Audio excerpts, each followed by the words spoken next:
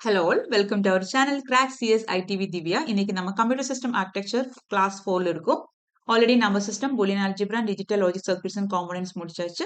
இன்னைக்கு நம்ம பார்க்க போறது basic computer organisation and design. இதுல ஆல்மோஸ்ட் கவர் பண்ணியிருக்கேன். ஓகே, எது தேவைப்படுதோ அதுதான் நம்ம பார்க்குறோம்.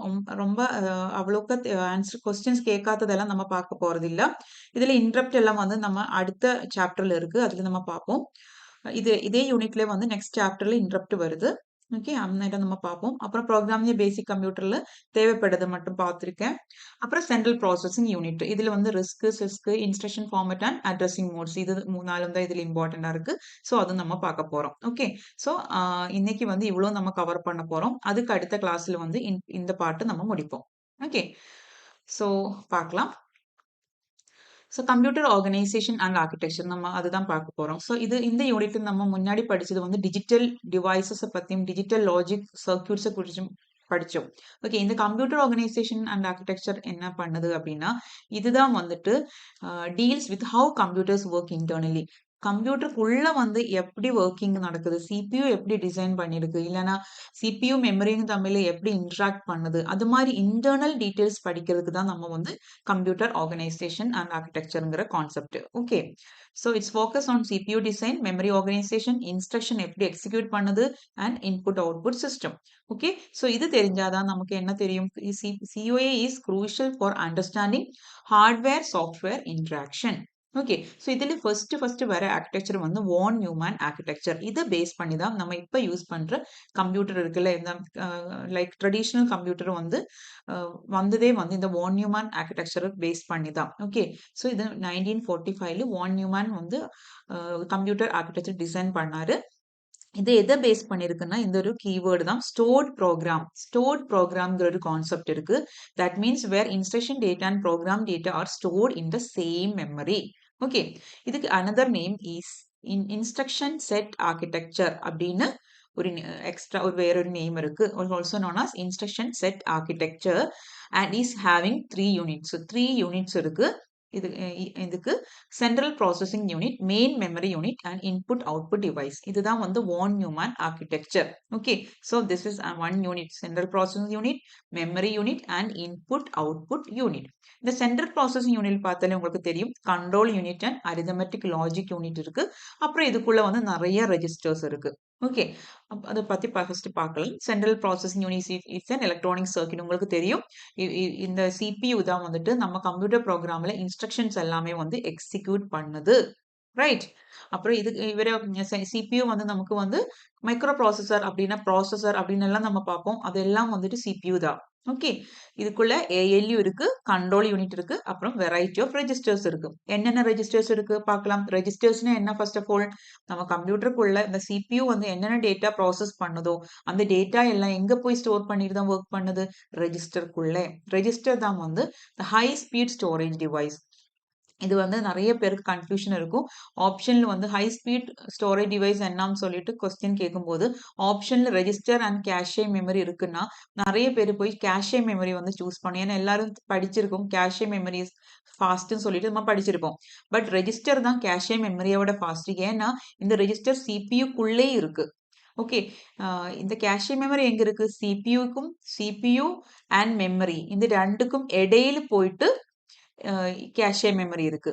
ஓகே, ஆனா ரெஜிஸ்டர் இருக்கிறது சிபியூக்குள்ளே தான். ஸோ இது ரெஜிஸ்டர் தான் ஹை ஸ்பீடு. ஓகே, கேஷே மெமரியும் ஹை ஸ்பீடு நல்லாவே இருக்கு compare to RAM, but not as speed as register. Okay, அது நோட் பண்ணிக்கோங்க. Memory address register, memory data register, accumulator, program counter and instruction register. இது எல்லாம் அஞ்சுமே இம்பார்ட்டன்டான ரெஜிஸ்டர்ஸ். இது நான் கண்டிப்பா தெரியணும். இதுல இருந்து உங்களுக்கு கொஸ்டின்ஸ் வரும். மெமரி அட்ரஸ் ரெஜிஸ்டர் என்ன ஸ்டோர் பண்ணது, உங்களுக்கு இந்த நேம் பார்த்தாலே உங்களுக்கு தெரியும், அட்ரஸ் ஸ்டோர் பண்ணது. எதோட அட்ரஸ், இன்ஸ்ட்ரக்ஷன் நம்ம என்ன டேட்டா ஆக்சஸ் பண்ண போறோமோ ஓகே அந்த டேட்டாவோட லொகேஷன் எங்க இருக்கு, அது எந்த அட்ரஸ்ல இருக்கு அப்படின்னு சொல்லிட்டு ஹோல்ட் பண்ணதுதான் memory address register. Memory data register அப்ப என்ன ஸ்டோர் பண்ணும், நம்ம மெமரி கிட்ட இருந்தோ இல்லைன்னா மெமரிக்கோ நம்ம என்ன டேட்டா டிரான்ஸ்ஃபர் பண்ண போறோமோ அந்த டேட்டா ஹோல்ட் பண்றது யாரு, மெமரி டேட்டா ரெஜிஸ்டர்.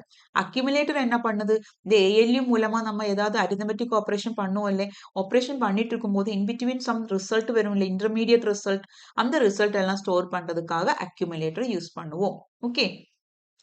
அப்புறம் program counter and instruction register இது ரெண்டுமே உங்களுக்கு மாறி போறதுக்கு சான்ஸ் இருக்கிற ஒரு போர்ஷன் தான். ரெண்டும் பயங்கர இம்பார்ட்டன்ட். இந்த 3 விட இம்பார்ட்டன்ட் பார்த்தோம்னா, இந்த program counter and instruction register. இப்போ வந்து சிபியு வந்து இன்ஸ்ட்ரக்ஷன்ஸ் எக்ஸிக்யூட் பண்ணிட்டு இருக்காங்க. ஸோ இப்போ கரண்ட் அட் பிரசன்ட் என்ன இன்ஸ்ட்ரக்ஷன் எக்ஸிக்யூட் பண்ணுதோ அது போய் ஸ்டோர் ஆகுறது instruction register. It contain the current instruction during processing. Program counter என்ன பண்ணுது? இது முடிச்சுட்டு நெக்ஸ்ட் என்ன இன்ஸ்ட்ரக்ஷன் நம்ம பண்ண போறோமோ அது வந்து ஸ்டோர் பண்ணது program counter. Okay.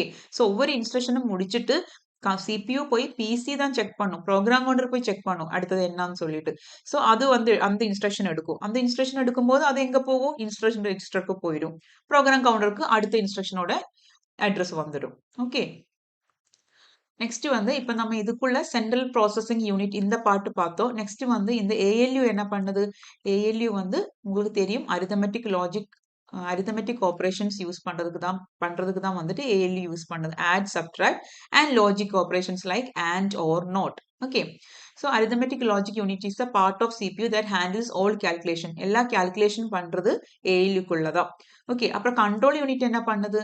Control unit controls the operation of full control பண்ணது யாரு அப்படின்னா வந்துட்டு கண்ட்ரோல் யூனிட் தான். ஃபுல்லாவே இந்த சிபியூக்குள்ள ஏஎல்யூ, மெமரி, இன்புட் அவுட்புட் டிவைஸும் இந்த மூணுமே வந்து எப்படி கண்ட்ரோல் ஆப்ரேஷன் பண்ணுதுங்கிறது மேனேஜ் பண்றது கண்ட்ரோல் யூனிட்.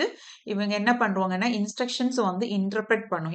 இதோட மீனிங் என்னன்னு பார்த்துட்டு கரெக்டா டைரக்ட் பண்ணும். இது ரீட் பண்ணது, இது ரைட் பண்ணணும் அப்படின்னு சொல்லி கரெக்டா டைரக்ட் பண்றது கண்ட்ரோல் யூனிட் தான். அது கூடாம டைமிங் அண்ட் கண்ட்ரோல் சிக்னல்ஸும் ஜெனரேட் பண்ணும். அடுத்தது மெமரி யூனிட். மெமரியை பத்தி இன்டெப்தா நம்ம வேற படிப்போம். நெக்ஸ்ட் வீடியோல நீங்க படிப்பீங்க. இப்போ மெமரி யூனிட்டோட பேசிக் என்ன? மெமரி யூனிட் நமக்கு தெரியும். ப்ரோக்ராம் அண்ட் டேட்டா போய் ஸ்டோர் ஆகுது. எங்க சேவ் ஆகுது? மெமரிக்குள்ள தானே போய் ஸ்டோர் ஆகுது. எக்ஸிகியூஷனுக்கு நம்ம என்ன கொடுக்குறோமோ எக்ஸிகியூஷன் பண்ண போற ப்ரோக்ராம்ஸ் அண்ட் டேட்டா எல்லாம் ஸ்டோர் பண்ணது மெமரி யூனிட்ல. 2 டைப் மெமரி யூனிட் இருக்கு. ஒன்னு primary memory and secondary memory. Primary memory வந்து ராம். ஓகே. ராம் அது வந்து ஃபாஸ்ட். கேஷே மெமரியோட அந்த அளவுக்கு ஃபாஸ்ட் இல்ல. இருந்தாலும் ராம் இஸ் ஃபாஸ்ட். ஏன் ஃபாஸ்டா இருக்கு? அது வந்து சிபியு வந்து டைரக்டா ஆக்சஸ் பண்ணுது. சிபியு பக்கத்தில் இருக்க ராம். அது ஒரு அட்வான்டேஜ். அது கூடாம சிபியு எந்த இன்ஸ்ட்ரக்ஷன்ஸ் எக்ஸிக்யூட் பண்ணுவோமோ ரேமுக்குள்ள இருந்தா எடுத்துக்கும். Directly accessible by CPU. இல்லாம போய் செகண்டரி மெமரியில எல்லாம் போயிட்டு சிபியு போய் எடுக்காது. அதுல இருக்கிற டேட்டா எடுக்காது. ரேமு ஆயிட்டு டைரக்ட் ஆக்சஸ் இருக்கு சிபியுக்கு. ஓகே. இது வந்து fast and temporary. Temporary means அந்த எக்ஸிகியூஷன் டைமில் அந்த ரேமில் போயிட்டு அது டேட்டா போடும், இல்லைன்னா டேட்டா எடுக்கும். அதெல்லாம் டெம்பரரி தான். அந்த எக்ஸிகியூஷன் முடிச்சோன்னா அது வந்து வேனிஷ் ஆயிடும். ஓகே. ஒன்லி அந்த எக்ஸிகியூஷன் டைமில் மட்டும் ஸ்டோர் பண்றதுக்கு தான் இந்த ரேம் யூஸ் பண்ணுது. செகண்டரி மெமரி நமக்கு தெரியும். இந்த ஹார்ட் டிரைவ் எல்லாம் அது வந்து ஸ்லோவா இருக்கு. Permanent storage. Okay. Memory holds both instruction and data இந்த சேம் ஸ்பேஸ். நம்ம வான் நியூமன் ஆர்கிடெக்சர் ஸ்டோர்ட் ப்ரோக்ராம்ங்கிற ஒரு கான்செப்ட் படிச்சோம்லே, சேம் தான்.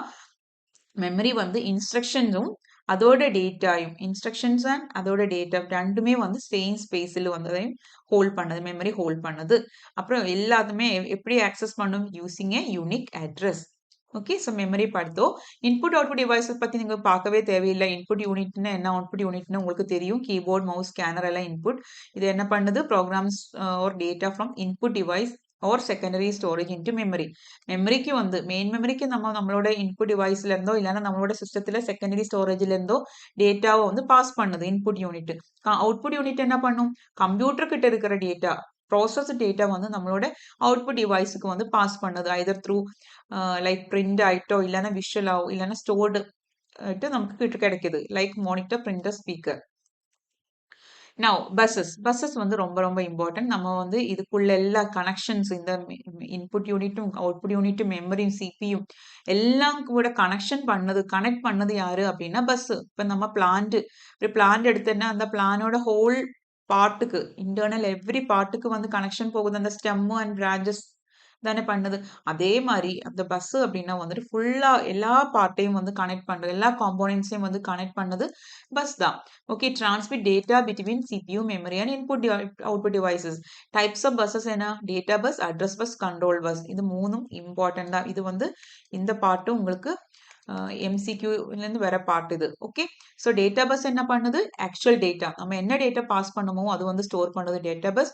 அட்ரஸ் பஸ் வந்து என்ன பண்ணும், அந்த டேட்டாவோட அட்ரஸ் வந்து ஸ்டோர் பண்ணுது. கண்ட்ரோல் பஸ் வந்து டைரக்ட் பண்ணுது, சிக்னல்ஸ் எல்லாம் கொடுக்குது, ரீட் ரைட் டைமிங் சிக்னல்ஸ் எல்லாம் சென்ட் பண்ணுறது கண்ட்ரோல் பஸ். இதுல வந்து யாரு வந்து யூனிடைரக்ஷனா இருக்கு, யாரு பைடைரக்ஷனலா இருக்குன்னு கேட்டேன்னா இந்த அட்ரஸ் பஸ் மட்டும் unidirectional, data bus and control bus bidirectional. இது வந்து ரொம்ப இம்பார்ட்டன்ட், நிறைய டைம் கேட்டிருக்காங்க இது. ஓகே, அப்போ ஒன்று மட்டும் ஓர்த்தா போதும், ஞாபகத்தில் வச்சா போதும். அட்ரஸ் பஸ் அப்படின்னா single unidirectional. Okay, now now data bus. இந்த டேட்டா பஸ்ஸை பத்தி இன்னொரு பாயிண்ட், இந்த டேட்டா பஸ்ஸோட சைஸ் இருக்குல்ல, நம்ம சைஸ் கொடுத்துருக்கோம், அந்த சைஸ் தான் வந்துட்டு டிட்டர்மைன் பண்ணது சிபியூக்கு வந்து எவ்வளோ information at a time handle பண்ண முடியுங்கிறது depends on the size of the data bus. அப்போ டேட்டா பஸ்ஸோட சைஸ் பார்த்து நமக்கு தெரிஞ்சுக்கலாம் சிபியூக்கு வந்து எவ்வளோ அட் எ டைம் எவ்வளோ பாஸ் பண்ண முடியும் அப்படின்னு. ஓகே, ஸோ இந்த மாதிரி கொஸ்டின் பார்த்து ஒரு காமன் கொஸ்டின் தான். How many memory chips of configuration 2K into 16 bits are required to implement 8K into 32 bits memory? இது வந்து ரொம்ப ரொம்ப ஈஸி. நியூமரிக்கல் கேட்டேன்னா உங்களுக்கு கண்டிப்பாக 1 மார்க் ஸ்கோர் பண்ணிடலாம். இது மாதிரி நிறைய கொஸ்டின்ஸ் இருக்கு. நான் வந்து இப்போ இந்த கிளாஸ்ல ஒரு கொஸ்டின் தான் எடுத்திருக்கேன். ஓகே, ஸோ இந்த இம்ப்ளிமெண்ட் பண்றதுக்கு 8K into 32 பிட்ஸ் இம்ப்ளிமெண்ட் பண்றதுக்கு 2K into 16 பிட்ஸ் எத்தனை வேணும்? Okay, how many memory chips of configuration. So இந்த 2K into 16 bits memory chip இருக்கு என்கிட்ட, ஆனால் எனக்கு வேண்டது 8K into 32 பிட்ஸ். ஓகே, இது கிடைக்கணும்னா இது மாதிரி எத்தனை இருந்தனா எனக்கு 8K into 32 பிட் எடுக்கலாம், அதான் இம்ப்ளிமெண்ட் பண்ணலாம், அதுதான் கொஸ்டின். சிம்பிளா பார்த்தேன்னா உங்ககிட்ட 5 rupees இருக்கு, உங்களுக்கு 100 rupees இம்ப்ளிமெண்ட் பண்ணணும், அதாவது 100 rupees உங்களுக்கு வேணும். அப்ப என்கிட்ட 5 தான் இருக்குன்னா எத்தனை 5 வேணும் எனக்கு 100 ஆகுறதுக்கு அப்படின்னு கேட்டேன்னா என்ன பண்ணுவீங்க? எத்தனை 5 வேணும்? 100/5 அப்படின்னு கொடுப்போம். அப்போ உங்களுக்கு தெரியும், ஓகே 25 இது மாதிரி இருந்தாதான் என்னால 100 எனக்கு கிடைக்கும். ஓகே, அதே மாதிரி எனக்கு இந்த 2K into 16 பிட்ஸ் எங்கிட்ட இருக்கு, 8K into 32 பிட்ஸ் வேணும்னா இது எனக்கு எத்தனை வேணும் கண்டுபிடிக்கணும்னா 8K into 32 bit divided by 2K into 16 bits அப்படின்னு கொடுத்தா போதும், டிவைடட் பை. ஓகே, ஸோ இது வந்து இது மாதிரி கொஸ்டின் வந்ததுன்னா நீங்க வந்து 2 பவர்ல மாத்திரணும். ஓகே, 8 அப்படின்னா என்ன, 2 பவர் 3. ஓகே, 10K அப்படின்னா உங்களுக்கு தெரியும் 1024 பிட்ஸ், அதை வந்து நம்ம எப்படி எழுதலாம், 2 பவர் 10. ஓகே, அப்புறம் 32 அப்படின்னா என்ன, 2 பவர் 5. ஓகே, இது நீங்க கண்டிப்பா தெரியணும். Okay, 2 power 5 divided by again 2K into 16. 2K அப்படின்னா 2 into K means what, 2 power 10. Okay, into 16. 16 na 2 power 4. Okay, so இது வந்து என்ன பண்ணணும், சிம்பிளிஃபிகேஷன் பண்ணணும். 2 power 10 2 power 10 கேன்சல் ஆயிரும். இங்க 2 power 5 இருக்கு, இங்க 2 power 4 இருக்கு. அப்போ 5 4 கேன்சல் ஆகும்போது இங்க மிச்சம் என்ன வரும், 1 வரும், 2 power 1 வரும். ரைட், இது வந்து கேன்சல் ஆகி போயிட்டு 2 மட்டும் இங்க இருக்கு. ஓகே, இது கேன்சல் ஆச்சு, இங்க 2 மட்டும் இருக்கு. அப்ப இந்த 2 கேன்சல் ஆயிருச்சு. அப்ப மீதி எவ்வளவு இருக்கு, இந்த 2 power 3 தான் இருக்கு, 2 power 3. That means 2 power 3 means 8. Okay, so 8 memory chips தேவைப்படுது 8K into 32 bits implement பண்றதுக்கு. ஓகே, ஸோ அதோட எக்ஸ்பிளனேஷன் இங்க கொடுத்துருக்கு. ஆனா இந்த மாதிரி எல்லாம் நீங்க இதெல்லாம் இந்த மாதிரி நம்பருக்கு எல்லாம் கன்வெர்ட் பண்ணி எல்லாம் இதெல்லாம் தேவையில்லை, இதே மாதிரி ஈஸியா பண்ணிக்கலாம். ஓகே, ஸோ இந்த ஒரு சார்ட் நான் இங்க கொடுத்திருக்கிறது, அடுத்த கொஸ்டின் கூட முடிச்சுட்டு காமிக்கிறேன். how many bits are required for 2048 bit memory? ஒரு 2048 bit memory வேணும் அப்படின்னா எத்தனை பிட்ஸ் தேவைப்படுது அப்படின்னு கேட்டிருக்காங்க. ஸோ 2 power 10 தான் வந்து 1024. 2 power 10 மீன்ஸ் என்ன, 1024. 2048 கிடைக்குன்னா என்ன, 1024 into 2 தான் வந்துட்டு என்ன, 2048. ஓகே, இதெல்லாம் நிறைய பேருக்கு தெரிஞ்சவங்க இருப்பீங்க, தெரியாதவங்க யாராவது இருந்தனுக்காக சொல்றது, ரொம்ப சிம்பிள் தான். Okay, so 2 power 10 is 1024. அப்போ 2048னா 1024 கூட 2 கூட மல்டிப்ளை பண்ணனா 2048 கிடைக்கும். தட் மீன்ஸ் இந்த 2 மீன்ஸ் ஒரு 2 power 1 கூட ஆட் பண்ணணும். Right, so 2 power 10 into 2 power 1. Right, அதுதானே 2048. That means 2 power 11. 10 1 கூட ஆட் பண்ணணும், 2 power 11, that means 11 bits. Okay, இந்த சார்ட் தெரியணும். 1 கேபினா 1024, 1 எம்பினா 1024 கேபி. That means 2000. இதுவும் கூட தெரியணும். இந்த வேல்யூ தெரியணும். ஓகே, 2048. அப்புறம் 1 ஜிபினா 2048 into 2, தட் இஸ் 4096. இவ்வளோ வரைக்கும் தெரிஞ்சா போதும். மற்றதெல்லாம் நம்ம அப்போ கால்குலேட் பண்ணி, இது காமனா எப்பவுமே யூஸ் பண்றது. இந்த கம்ப்யூட்டர் நெட்வொர்க்ல எல்லாம் அது ரொம்ப தேவைப்படுது. அது மாதிரி 1 கேபி அப்படின்னா 2 பவர் 10ன்னு தெரியணும். இதுக்கு முன்னாடி இருக்கிறதெல்லாம் உங்களுக்கு தெரியும் நான் எக்ஸ்பெக்ட் பண்றேன். 2 power 9 means 512, 2 power 8 means 256, 2 power 7 means 128. அது மாதிரி தெரிஞ்சிருக்கணும். ஓகே, அது கண்டிப்பா தெரியணும். இது வந்து அட்லீஸ்ட் இவ்வளவு வரைக்கெങ്കിലും 2 பவர் 10, 2 பவர் 20, 2 பவர் 30ன்னா 2 பவர் 30னா 1 ஜிபி, அது போதும். 2 பவர் 30 வரைக்கும் போதும். ஓகே, இதுவும் தெரிஞ்சுக்கணும். ஓகே, ஸோ நெக்ஸ்ட், இப்போ நம்ம முன்னாடி நம்ம படிச்சிருக்கிற ஆர்கிடெக்சர் ஒன்று வந்து von Neumann architecture. Next architecture வந்து பார்த்தீங்கன்னா ஃப்ளைன்ஸ் டாக்ஸானமி. இதுவும் இம்பார்ட்டன்ட் தான். 1966ல இது ஆர்கிடெக்சர் எதை பேஸ் பண்ணியிருக்குன்னா instruction and data stream. What is instruction stream and data stream? Instruction stream means sequence of instruction fetched from memory for execution. நம்ம எக்ஸிகியூஷனுக்காக மெமரியில இருந்து instruction fetch பண்ணணும் இல்லை, அந்த சீக்வன்ஸ் ஆஃப் இன்ஸ்ட்ரக்ஷன் தான் இன்ஸ்ட்ரக்ஷன் ஸ்ட்ரீம் சொல்லுவோம். Data stream அப்படின்னா நம்ம processor கிட்ட நம்ம டேட்டா பெர்ஃபார்ம் பண்ணுவோம் இல்லை, அதுக்குள்ளே அந்த ஐ மீன் டேட்டா இருக்குல்ல, அந்த டேட்டால என்ன ஆப்ரேஷன்ஸ் பெர்ஃபார்ம் பண்றோம் அதுதான் வந்து data stream. So instruction means sequence of instruction, data stream means operations performed on data. Okay, so இது பேஸ் பண்ணி இதுதான் வந்துட்டு ஒன் சாரி ஃப்ளைன்ஸ் டாக்ஸானமி. இதுல 4 இருக்கு. SIST, that is single instruction single data stream. Single instruction stream, single data stream. SIMD means single instruction stream, multiple data stream. MIST means multiple instruction, single data stream. MIMD means multiple instruction, multiple data stream. Okay, இது important தான். இது SIST தான் வந்து நம்மளோட traditional வான் Neumann architecture இது follow பண்றது SIST. SIMD வந்து array processing, vector processing எல்லாம் யூஸ் பண்றோம். MIST வந்து அவ்வளோக்கு யூஸ் பண்றது இல்ல, லைக் ப்ராக்டிக்கலி யூஸ் இல்லாதது MIST. MIMD வந்துட்டு லைக் இப்போ லேட்டஸ்ட், இது வந்து ரொம்ப பவர்ஃபுல். லேட்டஸ்ட் நம்ம யூஸ் பண்ண டிஸ்ட்ரிபியூட்டர் கம்ப்யூட்டிங் அதுக்கெல்லாம் வந்து யூஸ் பண்றது MIMD. ஓகே, ஸோ இதை பத்தி டீட்டெயிலா பார்த்தோம்னா SIST is the simplest type of computer architecture used in most traditional computer. Okay, SIMD machines based on SIME model are well suited for scientific computing. In the keyword, okay, scientific computing and involve lots of vector and matrix operations. இது வந்து ரொம்ப important in the two words. Okay, vector and matrix operation use பண்றது SIMD. MIST not commonly used in practice. இந்த question வந்து TNSET 2025ல கேட்டிருந்தாங்க. Okay, ப்ராக்டிக்கலா use இல்லாதது என்னன்னு கேட்டானா MIST. MIMD வந்து it's used in distributed computing, parallel processing, other high performance computing applicationக்கு எல்லாம் use பண்றது MIMD. Next topic. Okay, next topic is endedness. Endedness அப்படின்னா என்னன்னா refers to the byte order used to store multi-byte values in memory. Determines how data is read or written at the byte level. Okay, so நம்ம மெமரிக்குள்ள நம்ம multi-byte value store பண்ணும்போது, அதாவது more than 1 byte, 1 byte means 8 bits, more than 1 byte value வந்து நம்ம store பண்ணும்போது எந்த ஆர்டர்ல அது எந்த பைட் ஆர்டர்ல அது ஸ்டோர் ஆகுதுங்கிறத ரெஃபர் பண்றது தான் வந்து என்டெட்னஸ். ஓகே, ஸோ அந்த டேட்டா வந்து எந்த ஆர்டர்ல அந்த பைட் லெவல்ல எப்படி ரீட் ஆகுது, எந்த ஆர்டர்ல ரீட் ஆகுது இல்லைன்னா ரிட்டர்ன் ஆகுதுங்கிறது டிட்டர்மைன் பண்றது என்டெட்னஸ் தான். So byte order, it refers to the byte order. இது வந்து 2 டைப் இருக்கு, big endian and little endian. இது என்ன பண்ணுது? First of all MSB LSB என்ன உங்களுக்கு தெரியும்ல. இப்போ ஒரு நம்பர் ஃபார் எக்ஸாம்பிள் 1 2 3 4 5 6 7 8 அப்படின்னு சொல்லிட்டு வேல்யூ வந்து நம்ம மெமரியில ஸ்டோர் பண்ண போறோம், ரைட்?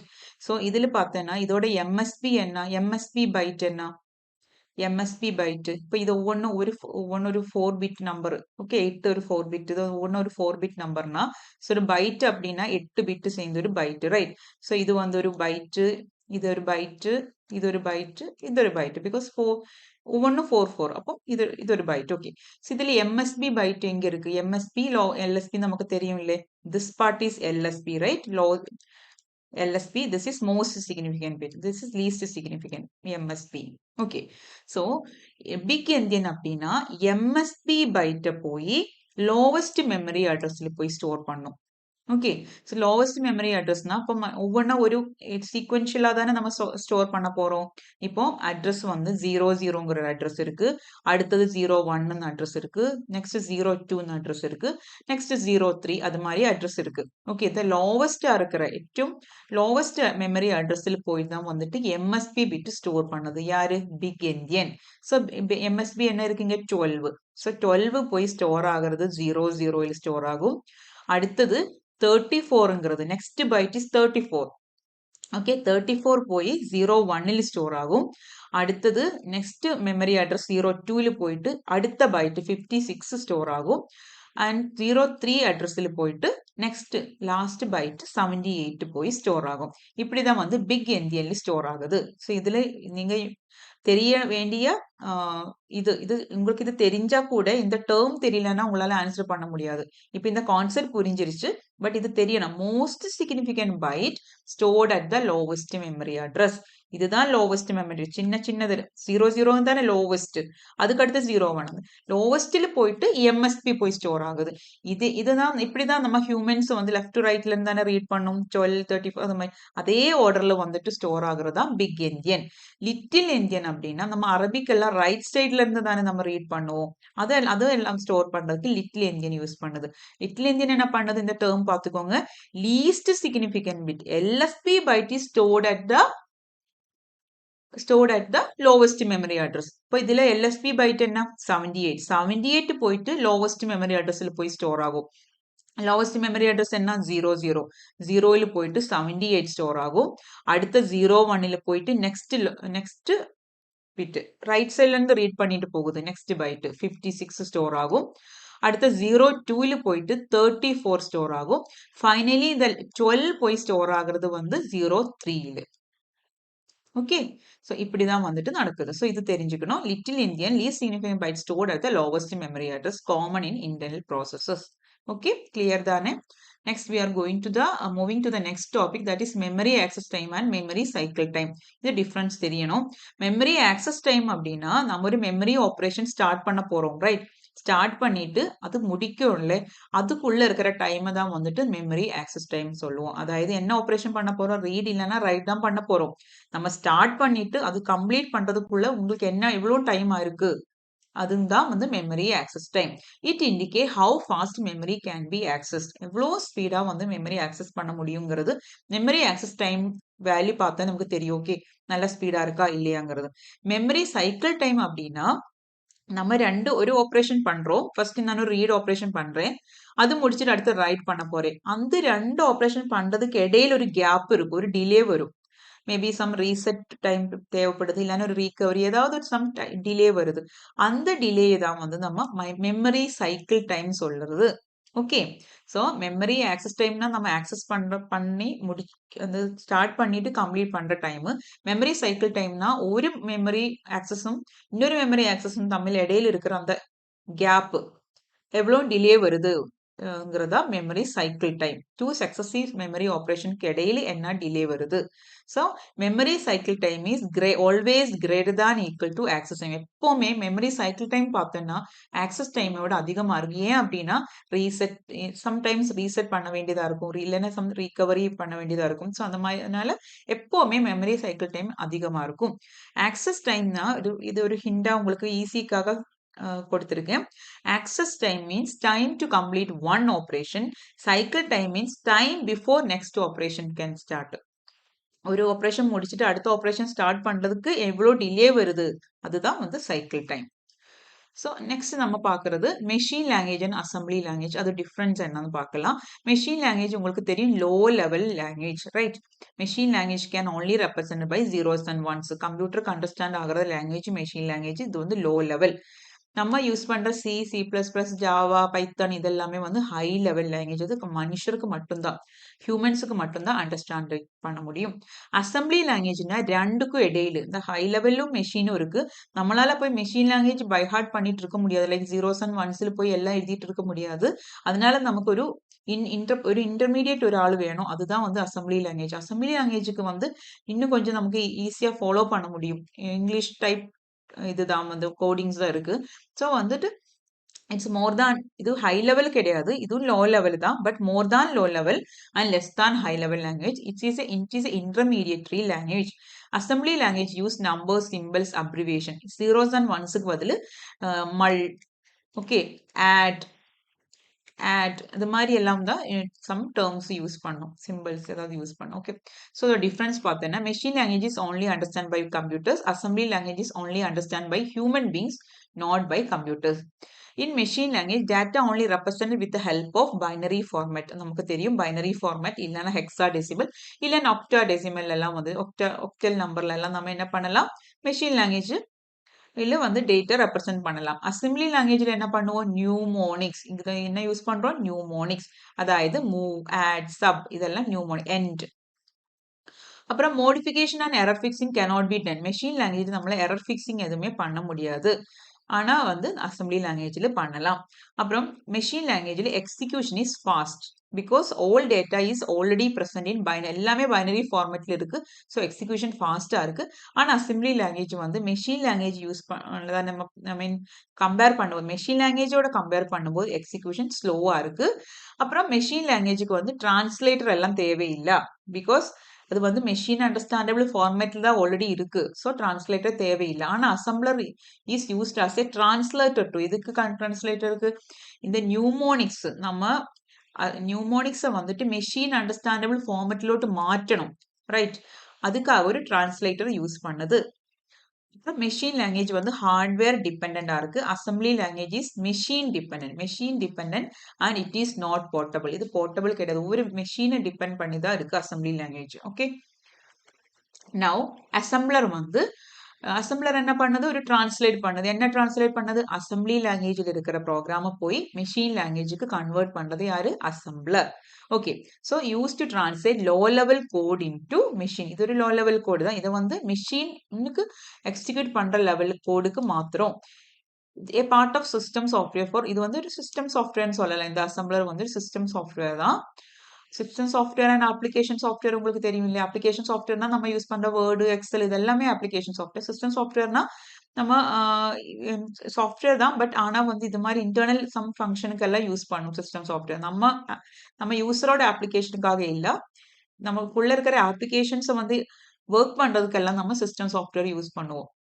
லைக் இப்போ நம்ம டிரைவ் எல்லாம் இன்ஸ்டால் பண்ணுவோம் இல்லை, அதெல்லாம் வந்து ஒரு சிஸ்டம் சாஃப்ட்வேர் தான். ஓகே, ஸோ இந்த அதே மாதிரி அசம்பிளர் ஒரு சிஸ்டம் சாஃப்ட்வேர் தான். இதுக்கு யூஸ் பண்ணோம், கோட் டிரான்ஸ்லேஷன் யூஸ் பண்றோம். ரெண்டு டைப் ஆஃப் அசம்பிளர்ஸ் இருக்கு பேஸ்ட் ஆன் டார்கெட் மெஷின். அந்த டார்கெட் மெஷின் பேஸ் பண்ணி ரெண்டு டைப் நமக்கு சொல்லலாம். ஒன்று வந்து செல்ஃப் அசம்பிளர், இன்னொன்று க்ராஸ் அசம்பிளர். செல்ஃப் அசம்பிளர் அப்படின்னா resident assembler, that means runs on a computer and generates machine code for the same machine. ஒரு மெஷின்ல ஒர்க் ரன் பண்ணது, அந்த மெஷினுக்கு வேண்டி மெஷின் கோடு ஜெனரேட் பண்ணது, அதுதான் செல்ஃப் அசம்பிளர். நான் இதுல நான் இருக்கேன், இதுக்கு மட்டும் ஒர்க் பண்றேன். கிராஸ் அசம்பிளர் அப்படின்னா ஒரு கம்ப்யூட்டர்ல ரன் பண்ணும், அப்புறம் different but generates machine code for different மெஷினுக்கு வந்து மெஷின் கோடு ஜெனரேட் பண்ண முடியும். அது வந்து க்ராஸ் அசம்பிளர். நம்ம க்ராஸ் கம்பைலர் எல்லாம் படிப்போம்ல, அது மாதிரி க்ராஸ் அசம்பிளர். நெக்ஸ்ட் இது வந்து பேஸ்ட் ஆன் டார்கெட் மெஷின் தான் வந்துட்டு இது classification. Now based on bosses, எத்தனை பாஸ் இதில் யூஸ் பண்ணியிருக்கோம் பேஸ் பண்ணி ரெண்டு நம்ம சொல்லலாம். சிங்கிள் பாஸ் அசம்பிளர் இல்லைன்னா மல்டி பாஸ் அசம்பிளர் அப்படின்னு சொல்லலாம். மல்டி பாஸ் இல்லைன்னா டூ பாஸ் அசம்பிளர்னு கூட சொல்லலாம். ஒரு சிலதெல்லாம் வந்து டூ பாஸ் போதும், அதனால டூ பாஸ் சொல்லலாம். மோர் தேன் டூ ஆகும்போது தான் மல்டி பாஸ்னு வருது. ஓகே, சிங்கிள் பாஸ் அசம்பிளர்னா ஒற்ற ஸ்கேனிலே வந்து கம்ப்ளீட் வந்து டிரான்ஸ்லேட் பண்ண முடியும். ஃபுல் அசம்பிளி லாங்குவேஜை வந்துட்டு மெஷின் லாங்குவேஜை கன்வெர்ட் பண்ண முடியும். That is single pass. Multi பாஸ்னா மல்டிபிள், ஒரு ஒற்ற டைமே பண்ண முடியாது. ஃபர்ஸ்ட் பாஸ்ல இவ்வளவு ஒர்க் பண்ணும், செகண்ட் பாஸ்ல பாக்கி பண்ணும், தேர்ட் பாஸ்ல அது மாதிரி பண்றது தான் வந்துட்டு multi pass assembler. Okay, so pass ஒன்னில் என்னென்ன பண்ணுது, நம்ம சிம்பிள் டேபிள் வந்து யூஸ் பண்றோம். இந்த பாசிங்ல வந்து ஒவ்வொரு ஸ்டேஜிலும் வந்து lexical analyser, syntax analyser, semantic அனலைசர்னு சொல்லிட்டு எல்லாம் நம்ம படிப்போம் டிஓசிலி. ஆனா உங்களுக்கு அது தேவையில்லை. ஸோ அதில் எல்லாத்துலயுமே வந்துட்டு ஃபர்ஸ்ட் ஆദ്യമേ ஒரு simple table and literal table வந்து கிரியேட் பண்ணும். ஓகே, அது வந்து பண்ணது பாஸ் ஒன்ல தான். ஓகே, நம்ம என்னென்ன ப்ரோக்ராம்ல யூஸ் பண்றோம் அந்த சிம்பிள் எல்லாமே கலெக்ட் பண்ணி இதுல வந்து ஸ்டோர் பண்ணி வைக்கும். ஓகே, அதுக்கப்புறம் மெமரி வந்து ட்ராக் பண்றது, லொகேஷன் எல்லாம் கவுண்ட் பண்றது, சூடோ ஆப்பரேஷன்ஸ் எல்லாம் ஹேண்டில் பண்றதெல்லாம் பாஸ் 1. பாஸ் 2ல தான் வந்து ஆப்ஜெக்ட் கோடு ஜெனரேட் பண்ணுது. அப்புறம் நம்ம இங்க போட்டிருக்கிற சிம்பிளா லிட்ரல்ஸ வந்து அத வந்து ஆக்சுவல் வேல்யூ கூட ரீப்ளேஸ் பண்ணுது. ஓகே. இதெல்லாம் பாஸ் 2. பார்த்தேன்னா அசம்பிளி ப்ரோக்ராம் இங்க இருக்கு. பாஸ் 1 பாஸ் 1 அதுல கொஞ்சம் ஃபங்க்ஷன்ஸ் முடிச்சுட்டு அதை என்ன பண்ணும், பாஸ் 2க்கு பாஸ் பண்ணும். அதுக்கப்புறம் எல்லாம் கம்ப்ளீட் ஆயிருக்கு அப்படின்னா டார்கெட் ப்ரோக்ராமா உங்களுக்கு ஆகும். ஒன் பிளாஸ் அசம்பிளர் என்ன பண்ணும், convert the whole conversion of assembly code into machine code in one pass or one go. On the other hand, multipass assembler takes multiple passes to convert assembly code into machine language like this. Next subroutine என்ன, subroutine ஒன்றும் இல்லை, நம்ம function use பண்ணுவோம் இல்லை, function எதுக்கு use பண்றோம், ஒரு coding ஒரு பார்ட் ஆஃப் கோடு வந்து நிறைய டைம் நமக்கு தேவைப்படுது, அந்த அதே டைம் நிறைய டைம் நமக்கு அது ரீயூஸ் பண்ணணும் அப்படின்னா நம்ம ஒரு ஃபங்க்ஷனா அதை எழுதிட்டு எங்கெங்க அந்த ஃபங்க்ஷன் தேவைப்படுதோ அதை நம்ம கால் பண்ணிடுவோம், அதுதானே ஃபங்க்ஷன். இதே தான் சப்ரோட்டீன்னாலும், ஆனா வந்து சப்ரோட்டீன் டேர்ம் வருது வந்து அசம்பிளி லாங்குவேஜ்ல தான், ஃபங்க்ஷன்ங்கிறது நம்ம ஹை லெவல் லாங்குவேஜ்ல யூஸ் பண்றோம், அவ்வளவுதான் difference. Subroutine is a set of instructions used in repeatedly in a program. Only one copy is stored in memory and it can be called multiple times. It helps in code reuse and reduces program size. Function மாதிரியே call using a subroutine call instruction during program execution. Okay, so ALU make use of dash to store the intermediate result. Intermediate result store பண்றதுக்காக நம்ம ALU என்ன use பண்ணுது, accumulator, register, heap, stack. Answer accumulator. Next, Flynn's parallel processing classification is based on what? Flynn's multiple instruction, multiple data, both A and B, none of the above. என்ன base பண்ணிருக்கு, multiple instruction and multiple data. That means both A and B. Next, cycle time for a memory system. Cycle time and memory access time படிச்சோம். Cycle time for a memory system is access time longer than access time, less than access time, submultiple of access time. என்ன answer நம்ம படிச்சோம், cycle time எப்பவுமே greater தான் access time இருக்கும் படிச்சோம். ஓகே, next von Neumann architecture. இதுல எது இருக்கு, இதுல எதுதான் வந்து வான் நியூமன் ஆர்கிடெக்சர் ஃபாலோ பண்ணது, SIST. Next, a memory assignment system where lower byte address are used for less significant bytes of the word is. இது நம்ம படிச்சோம், லிட்டில் என்ஜின் பிக் என்ஜின். அது கான்செப்ட் புரிஞ்சிருக்குன்னா நீங்க ஈஸியா ஆன்சர் பண்ணலாம். போஸ்ட் பண்ணி வச்சுட்டு அந்த ரீகால் பண்ண ட்ரை பண்ணுங்க.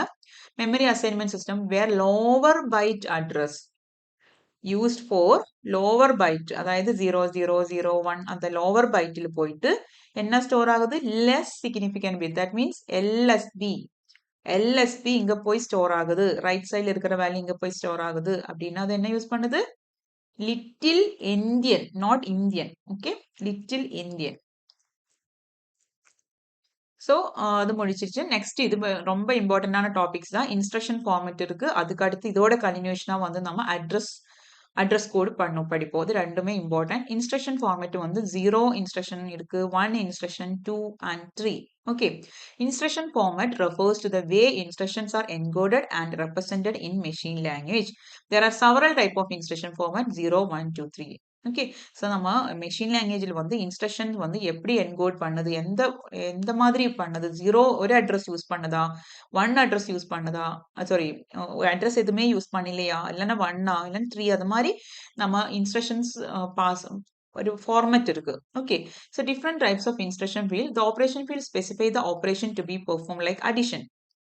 ஓகே, ஸோ இன்ஸ்ட்ரக்ஷன் ஃபீல்டில் என்னென்ன வரும், ஆப்கோடு அப்படின்னு ஒன்று இருக்கு, ஆப்கோட். ஓகே, அப்புறம் அட்ரஸ் ஃபீல்டு இருக்கு, address field, opcode address field, then mode ஃபீல்டுன்னு இருக்கு. ஓகே, ஆப்கோட் என்ன பண்ணுது, ஆப்ரேஷன் ஃபீல்ட் என்ன பண்ணுது, என்ன ஆப்ரேஷன் பண்ண போகுது, ஆட் பண்ணது அப்படின்னா ஃபர்ஸ்ட் அதுதான் வரும், ஆப்கோடில் தான் வரும் ஃபர்ஸ்ட். ஓகே, ஆட் பண்ணதா மல்டிப்ளிகேஷன் பண்ணதா அப்படிங்க சொல்லி என்ன ஆப்ரேஷன் பெர்ஃபார்ம் பண்ண போடுதுன்னு தான் ஆப்ரேஷன் ஃபீல்டு. அட்ரஸ் ஃபீல்டு வந்து அந்த ஆப்ரண்ட் வந்து ஓகே எந்த லொகேஷன்ல அந்த ஆப்ரண்ட் இருக்கு, ரெஜிஸ்டர்ல இருக்கா, மெமரியில் இருக்கா, எங்க மெமரியில் இருக்குன்னா எந்த அட்ரஸ்ல இருக்குன்னு சொல்றதா அட்ரஸ் ஃபீல்டு. மோடு ஃபீல்டு அப்படின்னா என்ன ரீட் பண்ணதா, ரைட் பண்ணதா, என்ன ஆப்ரேஷன் பண்ணது, how operand is to be founded நம்ம பார்க்கலாம். அது generally CPU organization is of 3 types based on number of address field. usually நம்ம CPU organization based on the number of address field three types are இருக்கு. Single accumulator organization, general register organization, stack organization. Single accumulator organization அப்படின்னா uses a special register called accumulator. Okay, single அக்யூமுலேட்டர்ல வந்துட்டு ஒரு accumulator மட்டும்தான் இருக்கும். General ரெஜிஸ்டர்ல நான் multiple registers use பண்ணோம். ஜெனரல் ரெஜிஸ்டர் ஆர்கனைசேஷன்ல ஸ்டாக் ஆர்கனைசேஷன் அப்படின்னா ஸ்டாக் யூஸ் பண்ணும். அதுல அட்ரஸ் ஃபீல்ட் எல்லாம் வராது. ஓகே, ஸோ யூஸ்வலி பார்த்தோன்னா சிபியூ வந்து 3 விதமா வந்து அட்ரஸ் ஃபீல்டோட நம்பரை பொறுத்து 3 விதமா சிபியூ ஆர்கனைசேஷன்ஸ் இருக்கு. இங்க என்ன எப்படி இருக்கு? சிங்கிள் அக்யூமுலேட்டர் அப்படின்னா uses a special register call the accumulator. அதாவது சிங்கிள் அக்யூமுலேட்டர்னா அக்யூமுலேட்டர் மட்டும் யூஸ் பண்ணும். ஜெனரல் ரெஜிஸ்டர்னா different types of multiple registers use பண்ணும். ஸ்டாக்னா ஒரு ஸ்டாக் யூஸ் பண்ணிட்டு ஆர்கனைஸ் பண்ணுது. ஓகே, ஸோ அதில் ஜீரோ அட்ரஸ் இன்ஸ்ட்ரக்ஷன் பற்றி படிக்கிறோம். இங்கே படித்தோம் இல்லையா, ஜீரோ அட்ரஸ், 2 அட்ரஸ், 1 அட்ரஸ்ன்னு படித்தோம் இல்லையா. அது ஜீரோ அட்ரஸ் இன்ஸ்ட்ரக்ஷன்னா the instruction do not specify address. Okay, address வந்து இன்ஸ்ட்ரக்ஷன்ல ஸ்பெசிஃபை பண்ணாது. do not specify any operands or address. ஆப்பரன்ஸோ அட்ரஸோ எதுவுமே இருக்காது. No explicit address, uses stack. Zero அட்ரஸ்ல நம்ம என்ன யூஸ் பண்ணுவோம்? ஸ்டாக் யூஸ் பண்ணுவோம். அட்ரஸோ இல்லைன்னா ஆப்பரண்ட் எதுவுமே மென்ஷன் பண்ணாது. இப்போ உங்களுக்கு ஒரு A+B ஸ்டார் C+D அப்படி இருக்குன்னா அதை வந்து போஸ்ட்ஃபிக்ஸா கன்வெர்ட் பண்ணும்.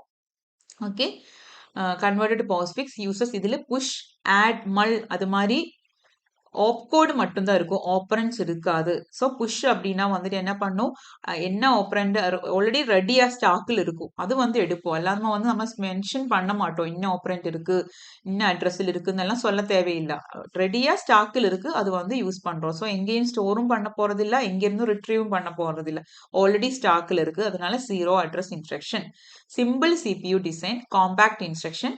Disadvantage stack overhead, harder to debug பண்றதுக்கு கொஞ்சம் டிஃபிகல்ட்டா இருக்கு. ஒன் அட்ரஸ் இன்ஸ்ட்ரக்ஷன்னா அக்யூமுலேட்டர் பேஸ்டு, அதுக்குள்ள ஒரு ஆப்பரண்ட் இருக்கும். ஓகே, ஸோ லோட் ஏ அப்படின்னா என்ன? லோடுங்கிறது ஆப்கோடுன்னு நம்ம படிச்சோம் இல்லையா. ஆப்கோடுன்னா என்ன? ஆப்கோடு மீன்ஸ் நம்ம என்ன பண்ண போறோங்கிறது தான் ஆப்கோடு. ஓகே, தட் இஸ் அதோட என்ன ஆப்ரேஷன் பண்ண போறோம்? லோட் பண்ணதா, மல்டிபிளிகேஷன் பண்ணதா? ஸோ அது ஆப்கோடு. லோட் ஏ அப்படின்னா இந்த ஏ வந்து என்ன? அட்ரஸ், ஆப்பரண்டோட அட்ரஸ். ஓகே, ஸோ அது வந்துட்டு அது மாதிரி இருக்கிறதா வந்துட்டு என்ன சொல்லுவோம்? One address. அதுக்கப்புறம் அதேல வந்து ஆட் பி, ஆദ്യം ஏ அக்யூமுலேட்டர்ல இருந்து, ஏன்னா அக்யூமுலேட்டர்னு லோட் பண்ணணும். அதுக்கப்புறம் பி ரெஜிஸ்டர் இருக்கு, அது அந்த பி ரெஜிஸ்டர்ல இருக்கிற வேல்யூ கூட ஆட் பண்ணணும். அது மாதிரி நம்ம சொல்லுது. ஸ்டோர், அதுக்கப்புறம் டெம்பரரி போயிட்டு ஸ்டோர் பண்ணணும். ஓகே, ஸோ ஒவ்வொரு டைமும் நம்மளொரு என்ன ஒரு ஆப்பரண்ட் வந்து இங்க மென்ஷன் பண்ணுது. ஓகே, அட்ரஸ் மென்ஷன் பண்ணது. So that is one address instruction. Opcode, operand, then mode. Next இதோட டிஸ்அட்வான்டேஜ் அப்படின்னா என்னன்னா more instruction for complex operations. Next two address இன்ஸ்ட்ரக்ஷனா ஆப்கோடும் டெஸ்டினேஷன் அட்ரஸும் சோர்ஸ் அட்ரஸும் மோடும் இருக்கும். ஓகே, ஸோ ஆப்கோடும் ரெண்டு அட்ரஸ் இருக்கும், destination address and source address. First வரது டெஸ்டினேஷன் அட்ரஸ். இப்போ பார்த்தோன்னா two operands, one can be result location R1 equal to A+B. Okay, so ரெண்டு ஆப்பரன்ஸ் இருக்கும், ஏ அண்ட் பின்னு சொல்லிட்டு ரெண்டு ஆப்ரேஷன்ஸ் இருக்கு. Okay, flexible and efficient, larger instruction size possible, இதொன்னும் தேவையில்லை. நெக்ஸ்ட் த்ரீ அட்ரஸ் இன்ஸ்ட்ரக்ஷன்ல என்ன? த்ரீ ஆப்பரன்ஸ் யூஸ் பண்ணுது. அப்ப என்ன பாருங்க, டெஸ்டினேஷன் அட்ரஸும் ரெண்டு சோர்ஸ் அட்ரஸும் யூஸ் பண்ணுது. ஓகே, இதுல எது ஃபாஸ்டா இருக்குன்னு கேட்டோம்னா ஜீரோ அட்ரஸிங் நம்ம ஃபர்ஸ்ட் படிச்சோம் இல்லையா, ஸ்டாக் யூஸ் பண்ணிட்டு, அதுதான் வந்து ஃபாஸ்டஸ்ட். அதுக்கப்புறம் நீங்க யோசிப்பீங்க ஜீரோ ஃபாஸ்ட்னா நெக்ஸ்ட் ஃபாஸ்ட் வந்து ஒன்னா இருக்குன்னு. கிடையாது, அப்புறம் ரிவர்ஸா போகுது. 3 நெக்ஸ்ட் ஃபாஸ்ட் பார்த்தீங்கன்னா 3, அடுத்தது 2, அடுத்தது 1. இது வேணா பார்த்து வச்சுக்கோங்க, நோட் பண்ணிக்கோங்க. ஜீரோ தான் ஃபாஸ்டஸ்ட், அதுக்கப்புறம் 3, 2, 1.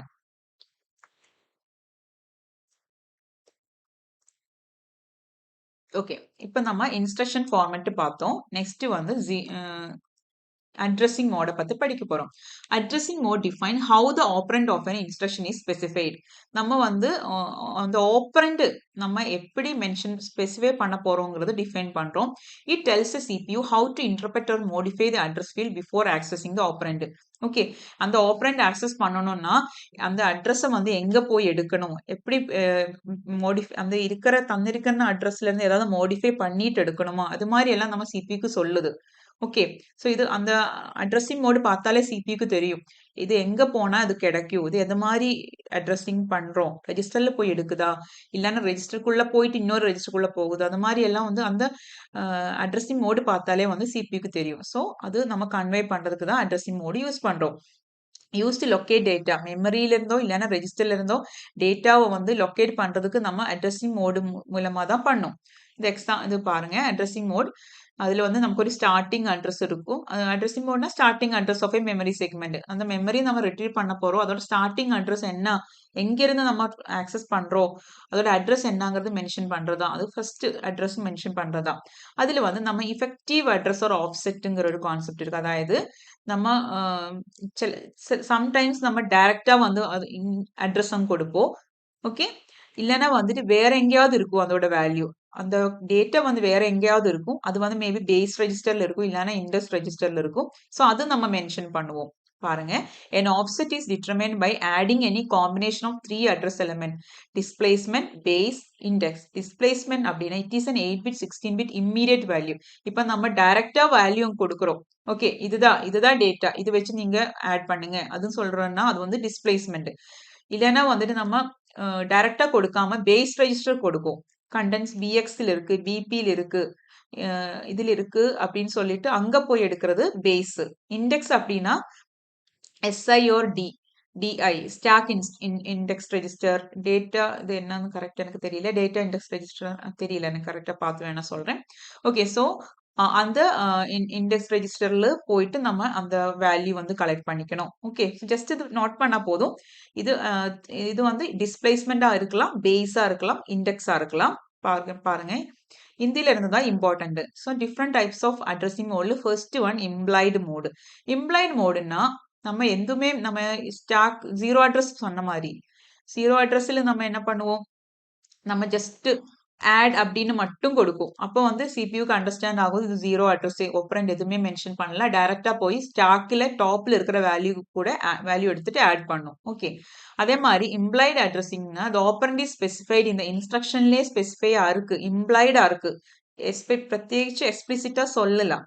Okay, in this mode, the data is 8 bits or 16 bits long and data is part of the instruction.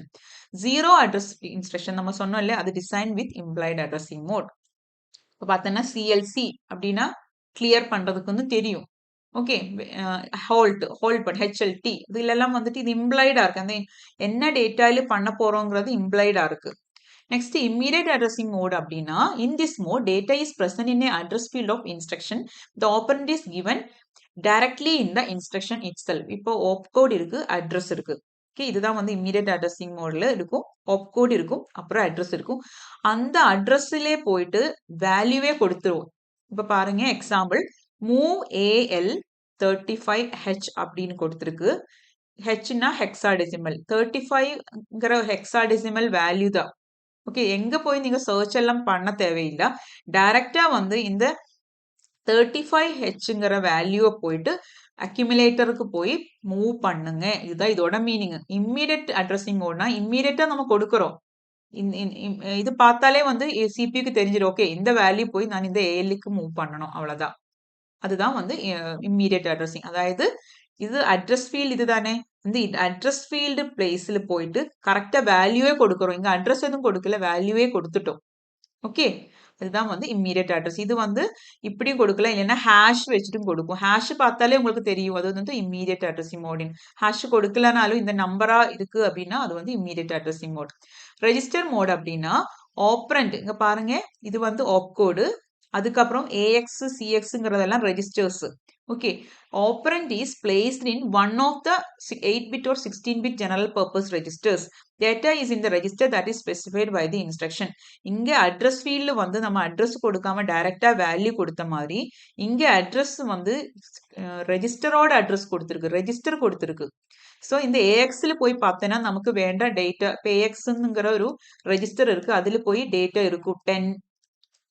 Okay, அது மாதிரி சிஎக்ஸ்ல போய் வேண்ட டேட்டா இருக்கும். ஸோ சிஎக்ஸ்ல இருக்கிற டேட்டா போயிட்டு ஏஎக்ஸுக்கு, இது வந்து டெஸ்டினேஷன், இது வந்து என்ன இங்க என்ன யூஸ் பண்ணிருக்கு பாருங்க, 2 அட்ரஸ் யூஸ் பண்ணிருக்கு. தட் மீன்ஸ் 2 ஆப்பரண்ட்ஸ் இருக்கு.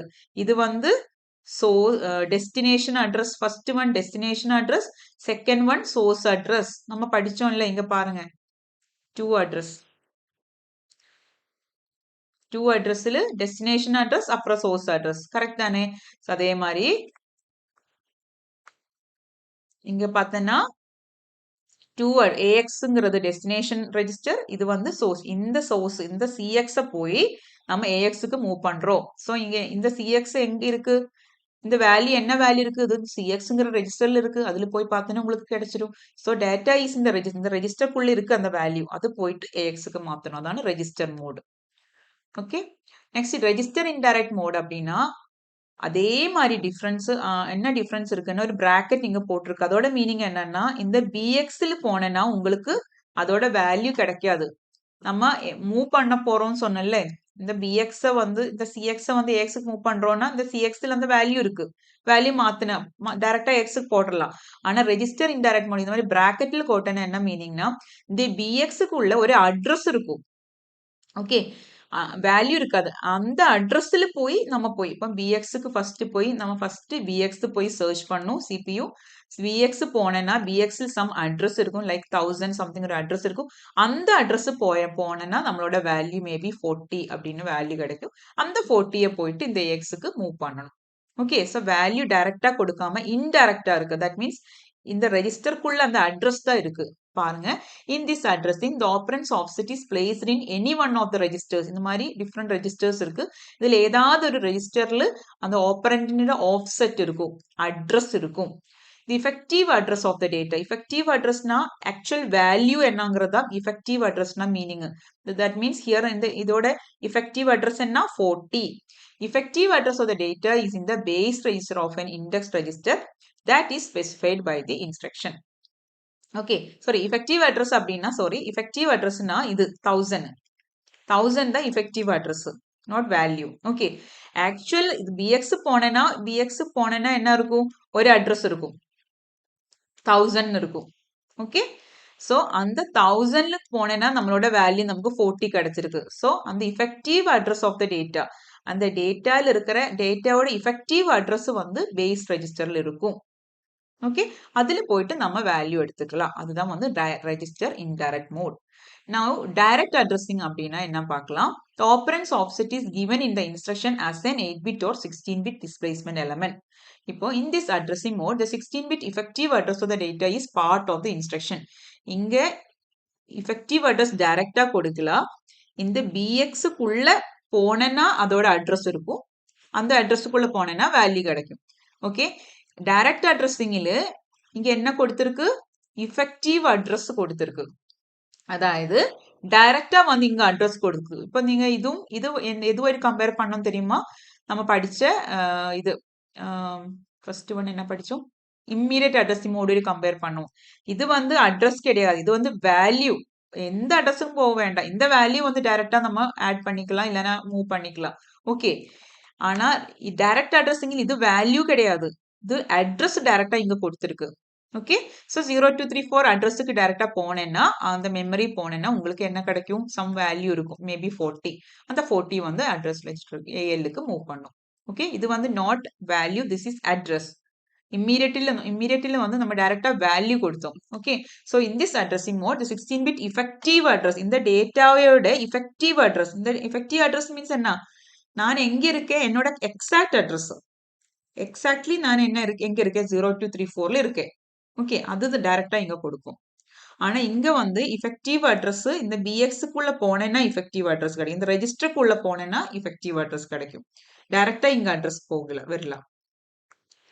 இனி இன்டைரக்ட் அட்ரஸிங்னா என்ன இருக்கும்? இன் திஸ் மோட் அது வந்து எப்படி மென்ஷன் பண்ணணும்னா @ கொடுப்போம். Okay, in this mode effective address is in the memory. மெமரியில் இருக்கும் effective address. And the corresponding memory address will be maintained in the address field of the instruction. For example, move a @1000h அப்படின்னா அது ஒரு indirect addressing. இப்போ என்ன பண்ணணும்னு தெரியுமா? நம்ம போய் 1000h ஒரு அட்ரஸ் இருக்கு. 1000h அப்படின்னு சொல்லிட்டு ஒரு அட்ரஸ் இருக்கு. அந்த அட்ரஸ்ல போனா நமக்கு ஒரு அட்ரஸ் தான் கிடைக்கும், வேல்யூ கிடைக்காது. இது வரைக்கும் நமக்கு அட்ரஸ் போனா வேல்யூ கிடைக்கிற மாதிரி பார்த்தோம். இங்க போனேன்னா மேபி 4000h இருக்கும். எக்ஸாம்பிள் சொல்றேன். ஓகே, சோ இதோட effective அட்ரஸ் நமக்கு இப்பவும் கிடைக்கல. 4000h போனேன்னா இப்ப 4000h எங்கேயாவது இருக்கும்ல, அதுக்குள்ள போனேன்னா நம்மளோட டேட்டா கிடைக்கும். Okay, fetch the address stored at 1000h, that is 4000h. എന്നിട്ട് அந்த 4000h அட்ரஸில் போயிட்டு உங்களுக்கு 1000 மேபி 10 എന്നുള്ള வேல்யூ உங்களுக்கு கிடைக்கும். ஓகே, இதுதான் வந்து இன்டைரக்ட் அட்ரஸிங். இதுக்கு @ கொடுப்போம். நெக்ஸ்ட் இண்டெக்ஸ்டு அட்ரஸிங் மோடுனா எப்படி கிடைக்கும்னா நமக்கு இந்த மாதிரி இண்டெக்ஸ் ரெஜிஸ்டர்ஸ் இருக்கும். அது கூட ஏதாவது ஒரு வேல்யூ ஆட் பண்ற மாதிரி operands offset is the sum of the content of an index register and an 8-bit or 16-bit displacement. ஒரு displacement value 07ங்கிற ஒரு displacement value இங்க கொடுத்திருக்கு. அது வந்து என்ன பண்ணணும், இண்டெக்ஸ் ரெஜிஸ்டர்ல இருக்கிற வேல்யூ கூட ஆட் பண்ற மாதிரி இருக்கும் indexed addressing mode. Okay, so இந்த இப்போ எஸ்ஐல போய் பார்க்கும். ஃபர்ஸ்ட் எஸ்ஐல வந்து மேபி 100ன்னு இருக்கலாம். ஓகே, அப்புறம் இந்த அது கூட இந்த 07ங்கிறது டிஸ்பிளேஸ்மெண்ட், டைரக்டா ஒரு டிஸ்பிளேஸ்மெண்ட் இங்க கொடுத்திருக்கு. ஸோ 100 + 07 தட் இஸ் 107 அப்படிங்கிற வேல்யூ போயிட்டு இதுலிக்கும் ஏலுக்கு மூவ் ஆகும். இது வந்து indexed addressing mode. Based indexing address மோட்னா என்ன பண்ணும்னா பேஸ் இதே மாதிரி பேஸ் ரெஜிஸ்டர் பிஎக்ஸும் இண்டெக்ஸ் ரெஜிஸ்டரும் கூட ரெண்டும் கூட இங்க இண்டெக்ஸும் ஒரு டிஸ்பிளேஸ்மெண்ட்டும். பேஸ்ட் இண்டெக்ஸ்னா இங்க டிஸ்பிளேஸ்மெண்ட் வேல்யூ எதுவுமே வராது. பேஸ் அட்ரஸில் இருக்கிற வேல்யூம் இண்டெக்ஸ்ட் அட்ரஸில் இருக்கிற வேல்யூ ரெண்டும் கூட ஆட் பண்ணிட்டு பண்றதுதான் based index addressing. Okay. Next, relative addressing mode. Relative addressing mode is used to implement intra-segment transfer control. நம்மளோட ப்ரோக்ராமுக்குள்ள இருந்து நமக்கு சம்டைம்ஸ் நம்ம டைரக்டா வந்து ஒரு லைன்ல இருந்து டைரக்டா வேற ஒரு 100 லைக் இப்போ 100ங்கிற ஒரு அட்ரஸ் இருக்கு, அப்புறம் 100.01 இருக்கு, 100.02 எல்லாம் இருக்கு. ஆனா இங்க டைரக்டா 100.02ல எத்தும்போது ஏதாவது ஒரு சம் ஜம்ப் அப்படிங்கிற மாதிரி ஏதாவது ஒரு இருக்கும். ஜம்ப் +100 அப்படின்னா டைரக்டா இந்த 100.02ல இருந்து எங்க போகும், 202க்கு போகுது. ஓகே, அதுதான் சொல்றது intra segment transfer of control. அது இம்ப்ளிமெண்ட் பண்றதுக்கு PC relative addressing mode use பண்றோம். அதுல என்ன பண்ணும், most in this mode effective address is obtained by adding displacement to PC. Program கவுண்டர்ல இருக்கிற வேல்யூ கூட சம் டிஸ்பிளேஸ்மெண்ட் வேல்யூ கூட நம்ம கொடுக்கறதா வந்துட்டு என்ன சொல்லும் ரிலேட்டிவ் அட்ரஸிங் மோடுனா. ஃபார் எக்ஸாம்பிள் பிசியில் அதாவது ப்ரோக்ராம் கவுண்டர் என்ன ஸ்டோர் பண்ண சொன்ன எப்பவுமே நெக்ஸ்ட் என்ன இன்ஸ்ட்ரக்ஷன் நான் எக்ஸிக்யூட் பண்ண போறேன் அதுதான் ஸ்டோர் பண்றது பிசியில் ப்ரோக்ராம் கவுண்டர்ல. ஸோ 1000Hங்கிறது தான் நெக்ஸ்ட் இன்ஸ்ட்ரக்ஷன் நம்ம பண்ண போறது. Okay, okay, so assume current program counter is 1000H. effective address equal to PC plus 4. இப்போ நீங்க ப்ரோக்ராமுக்குள்ள ஜம்ப் +4 அப்படின்னு கொடுத்துருச்சு அப்படின்னா என்ன பண்ணும் தெரியுமா, நெக்ஸ்ட் பிசிக்கு உள்ள என்ன வேல்யூ இருக்குன்னு பார்த்துட்டு அந்த பிசியில் இருக்கிற வேல்யூ கூட 4ம் கூட ஆட் பண்ணும். அதாவது 1004 அட்ரஸுக்கு ஜம்ப் ஆகும். ஓகே, ஸோ நம்ம ப்ரோக்ராமிங்ல இருந்து இன்னொரு பிளேஸுக்கு போறதுக்கெல்லாம் தான் வந்து ரிலேட்டிவ் அட்ரஸிங் மோடு யூஸ் பண்ணணும். இது வந்து இம்பார்ட்டன்ட் தான். ஓகே, ஸோ ப்ரோக்ராம் கவுண்டர்ல இருக்கிற வேல்யூ கூட அந்த டிஸ்பிளேஸ்மெண்ட் ஆட் ஆயிட்டு அந்த அட்ரஸுக்கு இது ஜம்ப் ஆகும். ஓகே, நெக்ஸ்ட் நம்ம பார்க்க போற அட்ரஸிங் மோடு வந்து ஆட்டோ இண்டெக்ஸ்டு. ஆட்டோ இண்டெக்ஸ்டு வந்து 2 டைப் இருக்கு. ஒன்று வந்து இன்கிரிமெண்ட் மோடு இருக்கு, அப்புறம் டிக்ரிமெண்ட் மோடு இருக்கு. ஓகே, இது என்ன பண்ணும்னா இதுல சின்ன ஒரு டிஃபரன்ஸ் இருக்கு. இன்கிரிமெண்ட் மோடில் ஃபர்ஸ்ட் இன்கிரிமெண்ட் பண்ணாது, ஃபர்ஸ்ட் வேல்யூ எடுத்ததுக்கு அப்புறம் தான் வந்துட்டு இன்கிரிமெண்ட் பண்ணும். அந்த ஒரு டிஃபரன்ஸ் இருக்கு. ஆட்டோ இண்டெக்ஸ்டுனால நீங்க யோசிக்க வேண்டியது, உங்களோட ஞாபகத்தில் வர வேண்டிய என்னன்னா நம்ம ரெஜிஸ்டர்ல போய் தான் வந்து அதோட எஃபெக்டிவ் அட்ரஸ் எடுக்க போறோங்கிறது யோசிக்கணும். இந்த ரிலேட்டிவ் அட்ரஸிங் மோடு அப்படின்னா நம்ம ப்ரோக்ராம் கவுண்டர்ல போய் தான் அதோட அட்ரஸ் எடுக்கிறோம். அந்த வேல்யூ எஃபெக்டிவ் அட்ரஸ் வந்து எங்க இருக்கு? ப்ரோக்ராம் கவுண்டர்ல இருக்கும். ஆனா ஆட்டோ இண்டெக்ஸ்டுல வந்துட்டு ரெஜிஸ்டர்ல இருக்கும் effective address. Okay, effective address of the operand is the contents of a register specified in the instruction. Okay, after accessing the operand, the contents of the register are automatically incremented to point to the next consecutive memory location. இது வந்து நம்ம array ஆக்சஸிங்க்கு எல்லாம் use பண்ணுவோம். For example இப்போ ஒரு array இருக்கு. Okay, அந்த array வந்து அட்ரஸ் ஸ்டார்ட் பண்றது வந்து ஒரு இன்டிஜர் வேல்யூஸ் தான். இது ஒரு integer array. Okay, so integer array இருக்கு. 1000 அட்ரஸில் ஸ்டோர் ஆகுது. 1000 அட்ரஸ் ஒரு 5ங்கிற ஒரு வேல்யூ இருக்கு 1000ல. ஓகே, அடுத்தது வந்து இன்டிஜர்னால கண்டிப்பா அது என்ன இருக்கும்? 4 பைட் இருக்கும் இல்லையா? ஒவ்வொன்றும் ஒரு 4 பைட்ல தான் ஸ்டோர் ஆகும். அடுத்தது 1004, அடுத்தது 1008, அது மாதிரி தான் வந்து அட்ரஸ் இருக்கு. அதாவது 444. ஓகே, ஸோ நெக்ஸ்ட் கான்சிக்யூட்டிவ் அட்ரஸுக்கு இன்கிரிமெண்ட் ஆகும் after getting the value. Okay, will tell you. C, இப்போ ஃபர்ஸ்ட் எடுத்த உடனே இந்த ப்ரோக்ராம் பாருங்க. ஆட் R1, R2 பிளஸ் அப்படின்னு கொடுத்துருக்கு. ஓகே, இதோட மீனிங் என்னன்னா, இங்க பிளஸ் பார்த்தனாலே உங்களுக்கு தெரிஞ்சுக்கலாம். இது வந்து auto indexed increment mode addressing கோடா இருக்கு அப்படின்னு உங்களுக்கு புரியும். இந்த சிபியூக்கு புரியும். ஓகே, இது வந்து ஆட்டோ இண்டெக்ஸ்டு இன்கிரிமெண்ட் மோடா இருக்கு. அப்ப என்ன இருக்கு? இந்த ஆப்பரண்டோட வேல்யூ எங்க இருக்கு? R2ல் இருக்கு. வேல்யூ இல்ல, எஃபெக்டிவ் அட்ரஸ் வந்து R2ல் இருக்கு. ஸோ நேரா R2க்கு போகும். இப்போ R2ல வந்து இது வந்து R2ல வந்து மேபி 500 அப்படின்னு இருக்குன்னா, இந்த 500 என்ன இருக்கு? இது வந்து எஃபெக்டிவ் அட்ரஸ்.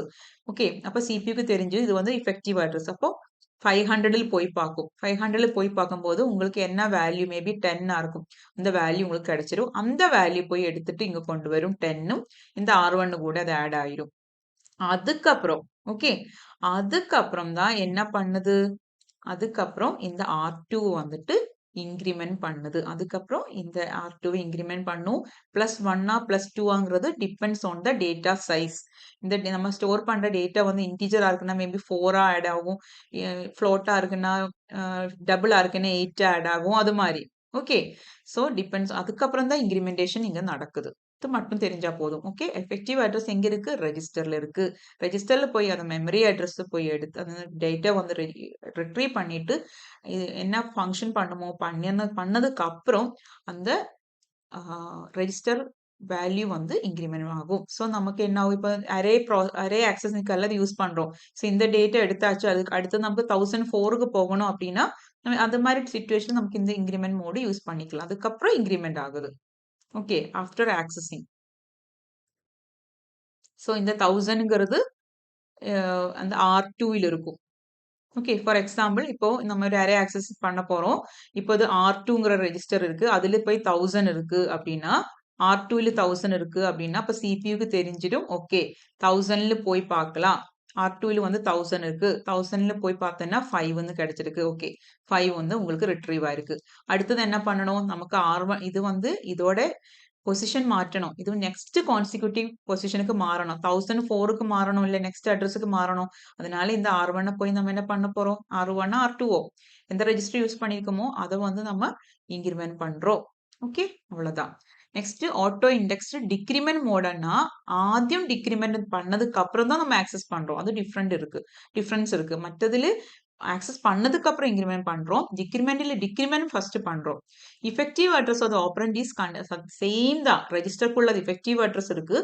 ஆனா before accessing the operand, the contents of this register are automatically decremented to point to the previous consecutive memory location. First அது டிக்ரிமெண்ட் பண்ணும். ப்ரீவியஸ் மெமரி லொகேஷனுக்கு போய் டிக்ரிமெண்ட் பண்ணதுக்கு அப்புறம் நம்ம என்ன பண்ணுவோம்? ஆக்சஸ் பண்ணுவோம். ஆட் R1 -R2னா சிபியூக்கு தெரிஞ்சிடும் இது வந்து ஆட்டோ இண்டெக்ஸ் டிக்ரிமெண்ட் மோடா இருக்கு. ஓகே, என்ன பண்ணணும்?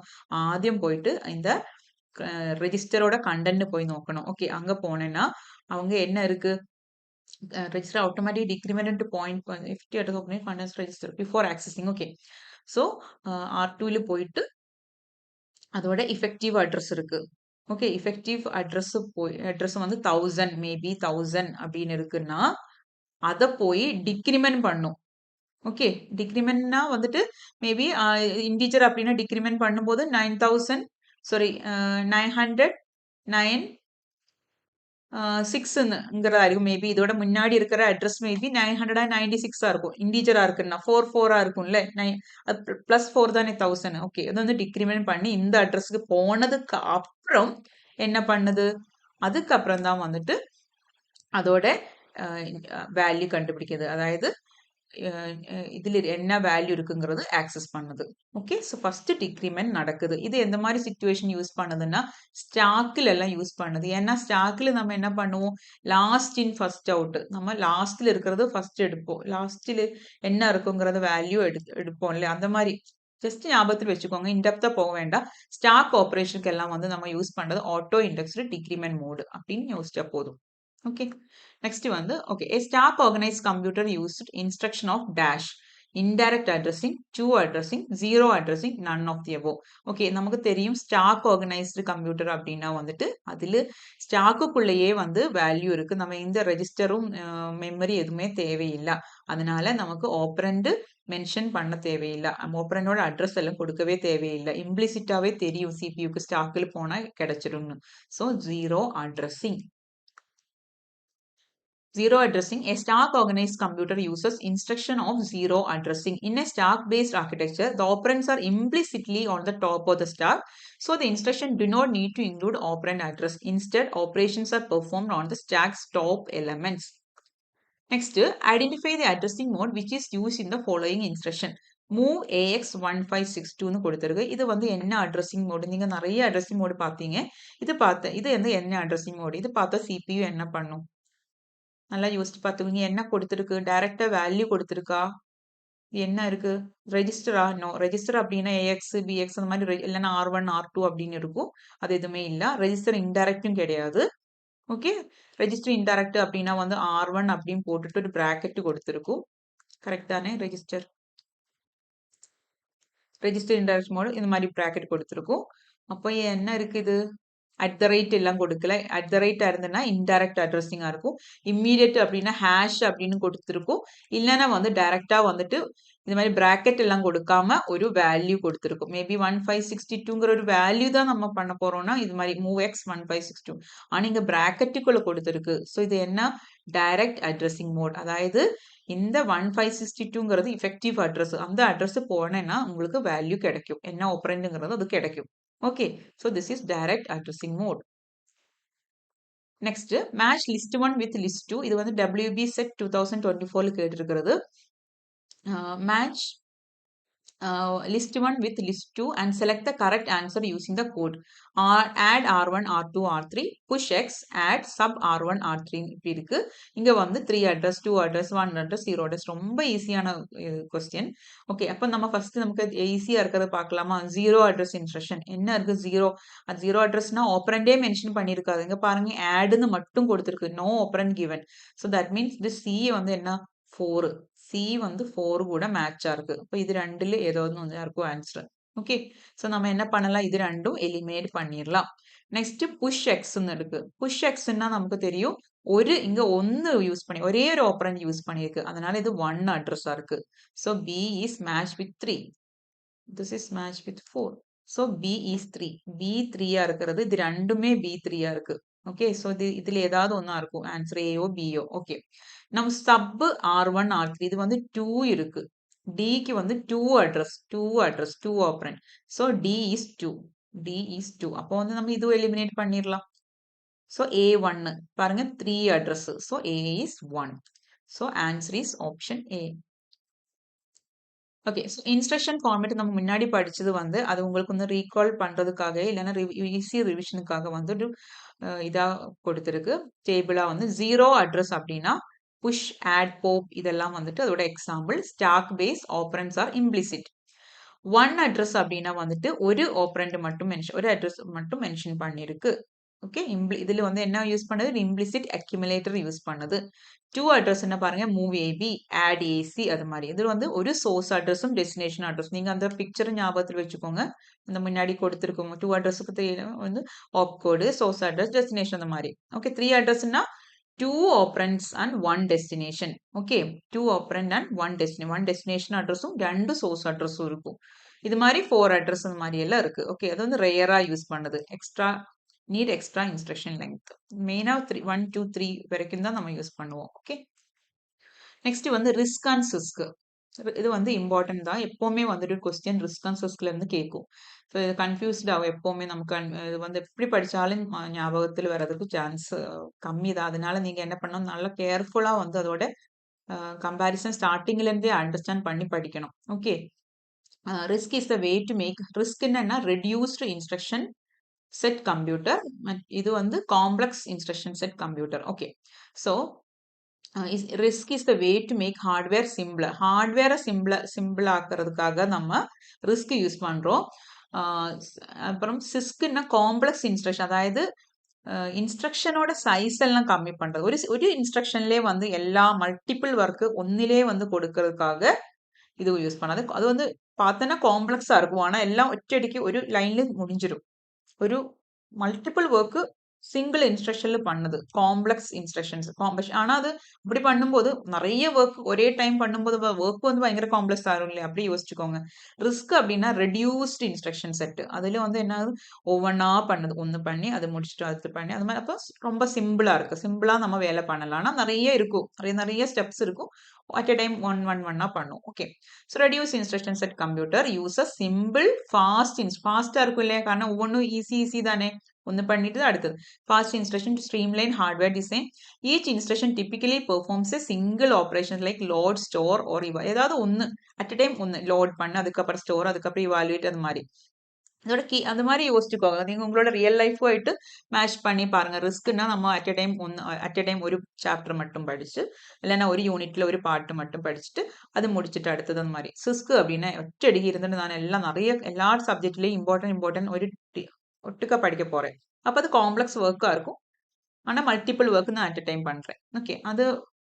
அது மாதிரி மனசுல வச்சுட்டு நீங்க அதை படிக்கும்போது உங்களுக்கு மறக்காது. ஓகே. ஸோ கீ கேரக்டரிஸ்டிக்ஸ் பார்த்தோன்னா சிம்பிள் ஃபிக்ஸட் லெங்த் இன்ஸ்ட்ரக்ஷன். ஃபிக்ஸடா இருக்கும். ஒரு ஒன் வேர்டா இருக்கும். அட் a டைம் ஒன்னு தானே பண்ண போறோம். அப்புறம் ஒரு கிளாக் சைக்கிள்ல ஒரு இன்ஸ்ட்ரக்ஷனுக்கு ஒரு கிளாக் சைக்கிள் போதும்.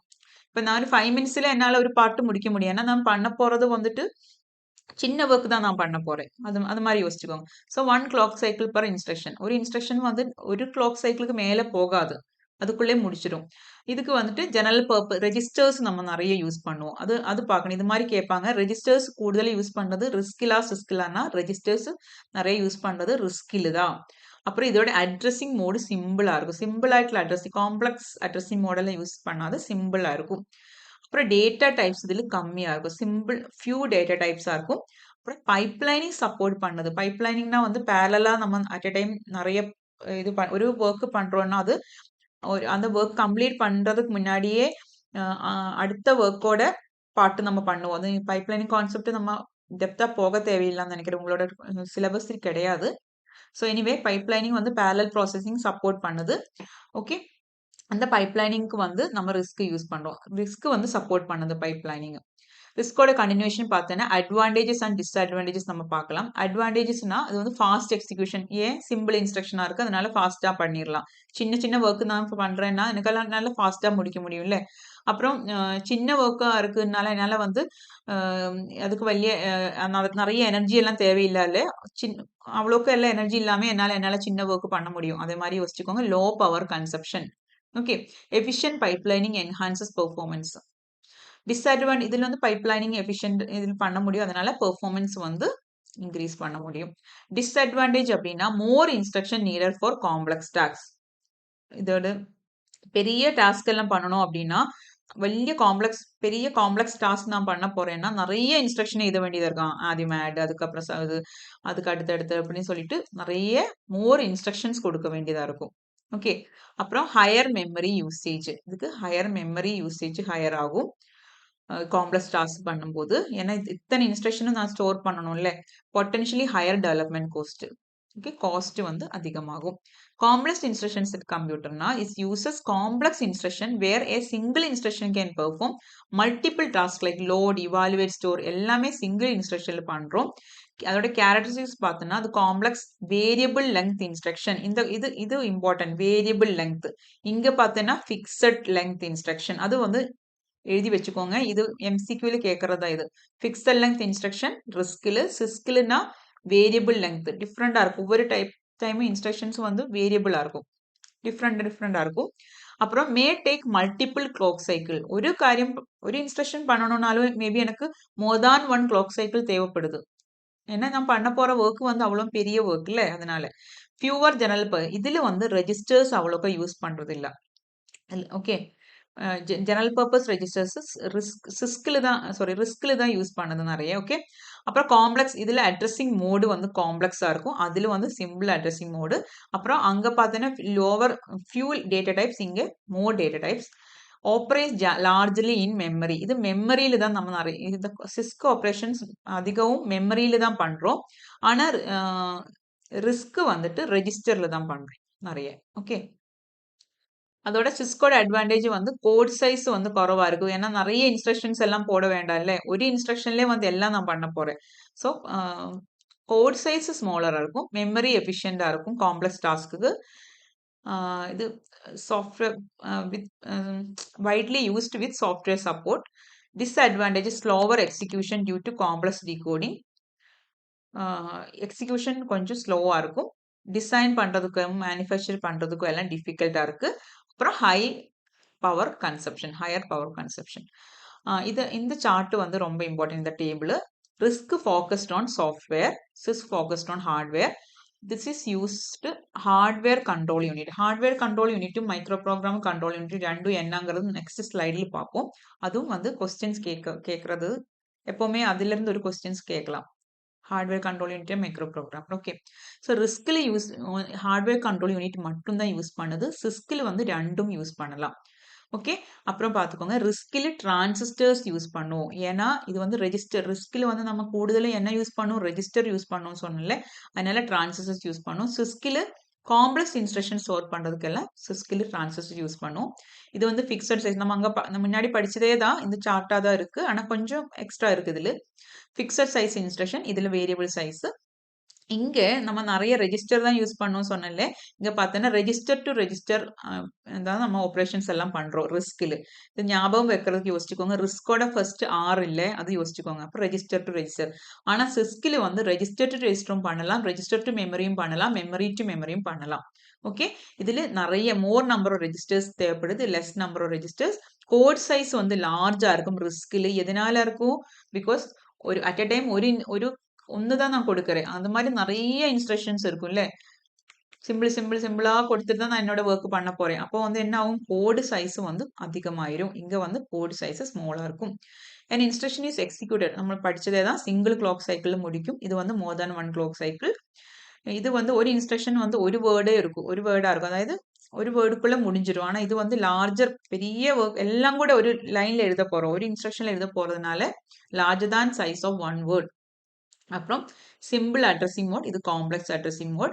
இங்கே ரிக்வயர்ட் மோர் ரேம், மெமரி அதிக ரேம் அதிக தேவைப்படுது. CISC requires less RAM. இப்போ நீங்க படிச்சோம் ரிஸ்கில் வந்து ஹார்ட்வேர் கண்ட்ரோல் யூனிட் யூஸ் பண்றோம்னு சொன்னேன்ல. ஸோ என்ன ஹார்ட்வேர் கண்ட்ரோல் யூனிட், என்ன மைக்ரோ ப்ரோக்ராம் கண்ட்ரோல் யூனிட் கூட பார்க்கலாம். Hardware control unit is a control unit that uses fixed set of logic gates. Okay, and circuits execute instruction. அதாவது hardware use பண்ணி நம்ம instructions execute பண்றோம்.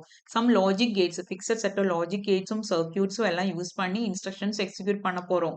Okay, hardware control units are simple and fast. இதோட difference எப்பவுமே கேட்கறது, ரெண்டும் தமிழ்ல comparison பார்க்கும்போது ஹார்ட்வேர் கண்ட்ரோல் யூனிட்ல 2 அட்வான்டேஜ் மட்டும்தான் இருக்கு.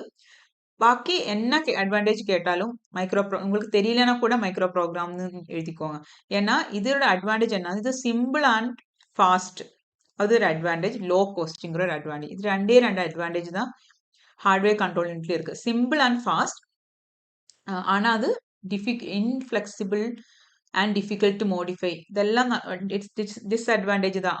அதெல்லாம் வந்து இதோட அட்வான்டேஜஸ். ஓகே, ஸோ நீங்க சிம்பிளா சொன்னா சிம்பிள் அண்ட் ஃபாஸ்ட்ங்கிற ஒரு அட்வான்டேஜ் இதுக்கு இருக்கு. அப்புறம் smaller size and lower cost, size கம்மியா இருக்கும், காஸ்ட் வந்து கம்மி.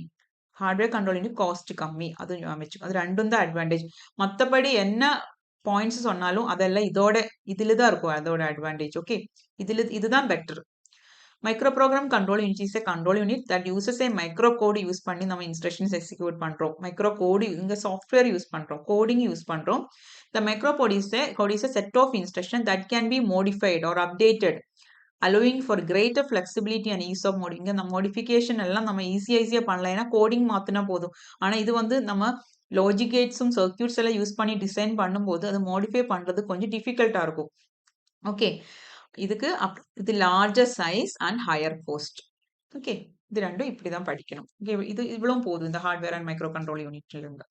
Okay, so that's all. நம்ம அந்த சிலபஸ்ல அவ்வளவும் பாட்டு முடிச்சிட்டோம். இன்னொரு இம்பார்ட்டண்டான மெமரி ஆர்கனைசேஷன், அந்த கேஷே மெமரி அதெல்லாம் நம்ம பார்க்குறோம். ஸோ அது உங்களுக்கு உடனே கிடைக்கும். Okay, thank you so much and take care.